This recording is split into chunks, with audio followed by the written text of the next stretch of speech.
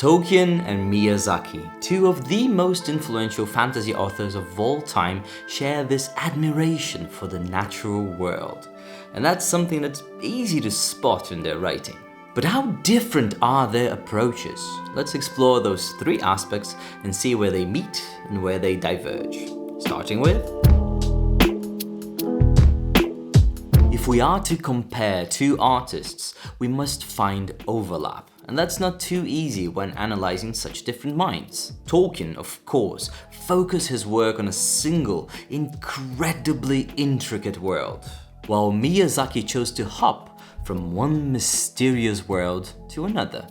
But if we zoom in a little bit and pay attention to how they both tackle nature themes, we find a narrower motif that connects them both: the Sentient Forests. More than just trees and moss, those vast woods bear not only the expected fauna and flora, but also consciousness in one form or another. And I think that's a main trait in the kind of fantasy that truly cares about the natural world.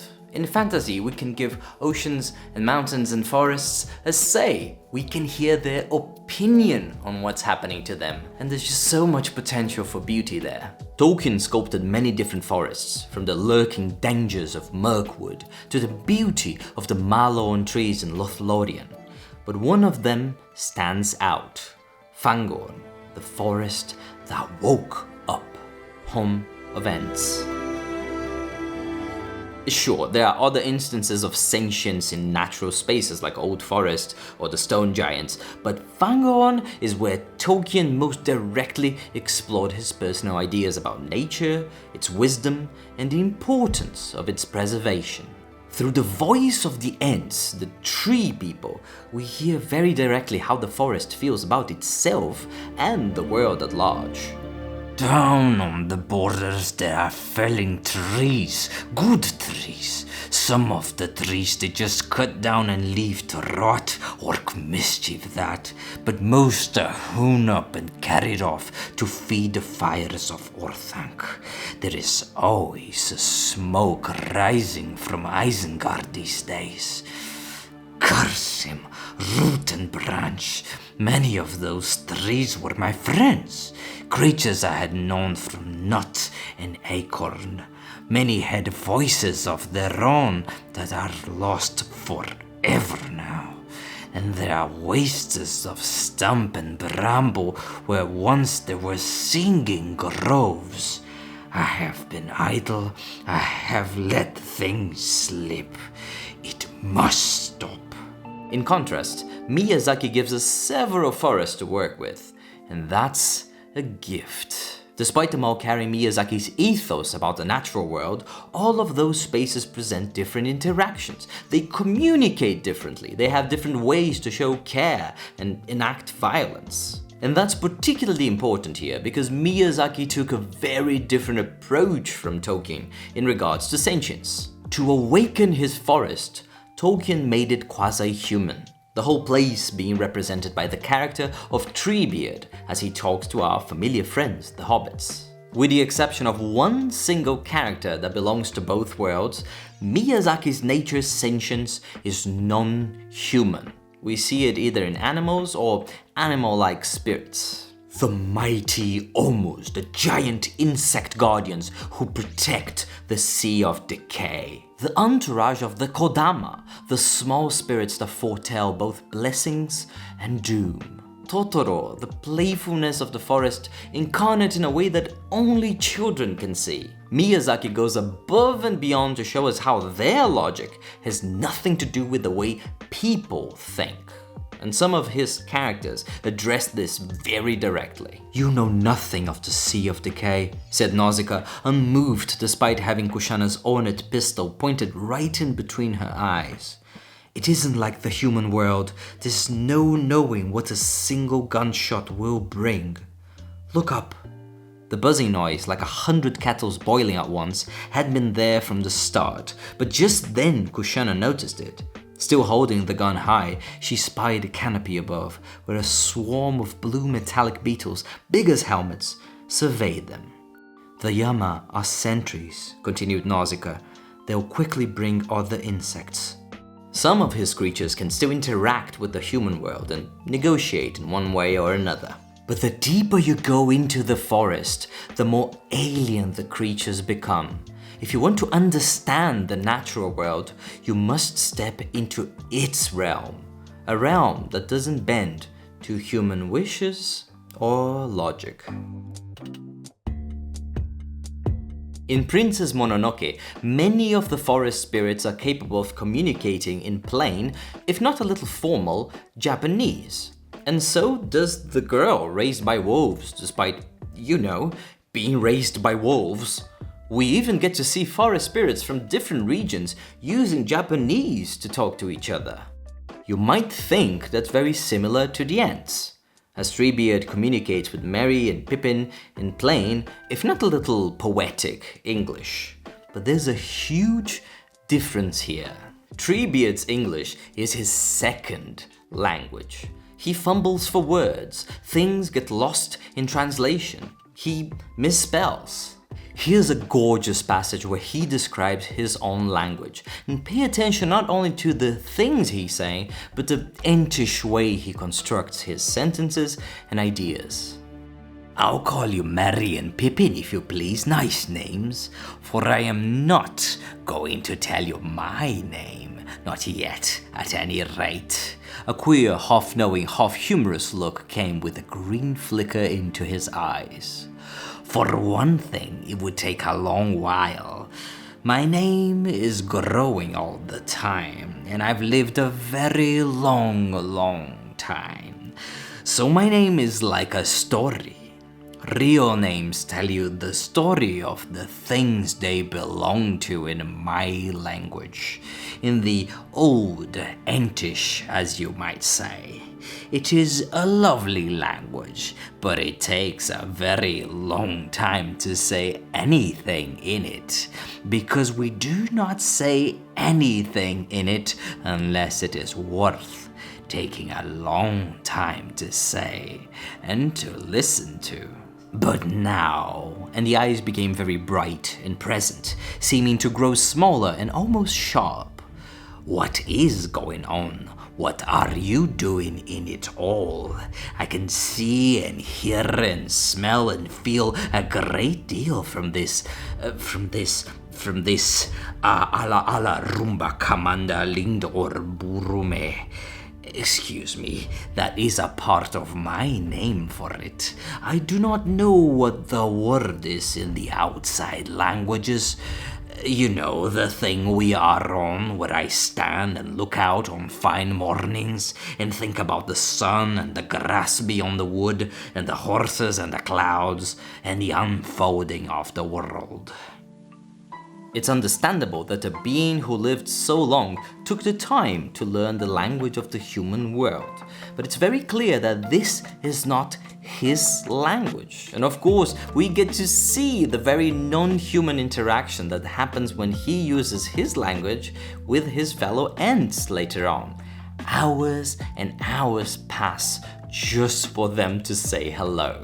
In that sense, I consider Tolkien's interpretation of nature communicating more interesting than Miyazaki's. It feels right to me that nature has its own spiel, instead of just using human language. But we're not done here. In Nausicaa of the Valley of the Wind, we see the next step in this progression. The Omu, the forest guardians, communicate with our protagonists without language, but conveying specific messages and meanings nonetheless. In this scene here, we see the Omu approaching, and we know they can be vicious when provoked. Knowing that, Nausicaa steps up to talk to the forest, using both her words and her body language. That's not enough to communicate, but that's enough to open the channel. From this point on, the Omus chose to talk to her, not in her terms, but in theirs. She's taken over by a vision. They managed to reach the very catacombs of her unconscious mind, resurfacing parts of herself that had been long suppressed. And she manages to communicate her non-aggression. We see the Omus leaving afterwards. That feels even more fitting than a second language. Words, dialogue, conversations, those are human tools. Trees and wolves and bugs have no books, no primary schools. They should have communication styles that reflect their way of being. The way I see it, those non-human communication styles show the author's understanding and even envisioning nature outside of the human experience. The forests live and die, bloom and wither, with no need for any human to witness it. And it's nice to see both authors honoring this in their own ways. How about the relationships between people and the natural world? This is one of the spots where Tolkien and Miyazaki took very different approaches. Tolkien adopted a factions approach. Big groups that share a culture also share opinions on nature and its role. And that fits neatly into his racial division between elves, dwarves, hobbits, etc, etc. In Lord of the Rings, we don't see a single orc moved by the beauty of a flower, or an elf scoffing the value of a branch. Their allegiances and opinions are fixed to their cultures, and most of that culture is tied to their race. Orc culture, from Isengard to Mordor, is all about dominating nature. Elf culture, from Rivendell to Lothlorien, is all about sharing the space, coexisting with nature. Humans seem to be right in the middle, not as destructive as orcs, but portrayed as tamers of nature, willing to use it for their own purposes. Miyazaki does almost the opposite. Sure, we are also introduced to cultures and what they think about nature, but his protagonists often show us a different perspective. We see Prince Ashtaka reacting very differently to the local culture in regards to the Kodama, the little forest spirits. Nausicaa challenges the fear of her people when she chooses to cultivate the quote-unquote poisonous plants. And by doing that, she proves the theory that they were never poisonous to begin with. Even my favorite villain, Lady Eboshi, is shown actively defying the rules of her society, hunting a forest spirit that's feared and respected, but not without a reason. She has other priorities. She protects the weak, and if the resources of the forest will help her fulfill her noble mission, she's not afraid to get her hands dirty. Tolkien's approach helps us see the big picture. The movements of countries, the evolution of societies. We're seeing how culture shapes the world, and culture that's well established, spanning for centuries, is bigger than any particular individual. Miyazaki, in contrast, invites us to explore the individual, the heart-to-forest relationships, the personal passions, and those passions might lead to change. Can one person with the right ideas and the right conviction change the course of a culture? How can you, not your country, not your civilization, but you, have a more respectful relationship with the natural world? I don't think there's a right or wrong here. I think both approaches have their strengths. And I also think they're a good way to study the difference between those two geniuses. Tolkien is epic. He's talking about the wide movements of civilization. And even his unsuspecting hobbits are the type of hero that should be added to history books. His characters are vessels for those cultures that will shape the world, and, of course, its nature as well. Miyazaki works his pen closer to the heart. His characters are not interested in being part of history, but in dealing with their immediate surroundings. Nausicaa is not trying to save the world. She really loves the fungi forest and acts on that love. Ashtaka is not trying to save the world. He was forced upon a difficult journey, and he's doing his best to honor it. His work is not exploring how nations and history deal with nature, but how you and me, individuals, can have a very personal relationship with nature. How can one love, respect, and long for nature? Two brilliant minds showing us how sometimes writing feels like charting a world map, and some other times it feels like writing a love letter. Hi, my name name is Jorian, I'm a Brazilian writer, and you know how painters need to train their eyes more than they need to train their brushstrokes? How the magic really happens in the way they can observe the world. This channel is me training my narrative eye. I want to understand how and why some stories are so captivating, and I'm taking you with me as long as you complete the ritual. The subscribing ritual. If you enjoyed this video, I think you might enjoy this other one as well, exploring Princess Mononoke's forest magic and how it feels different from most Western depictions of magic. And a special thank you to my patrons. It humbles me that you chose to support me, a small creator, instead of a big shot YouTuber. Thank you so much for cheering for the underdog. I am doing my best here. And I'll see you folks next time. Ciao.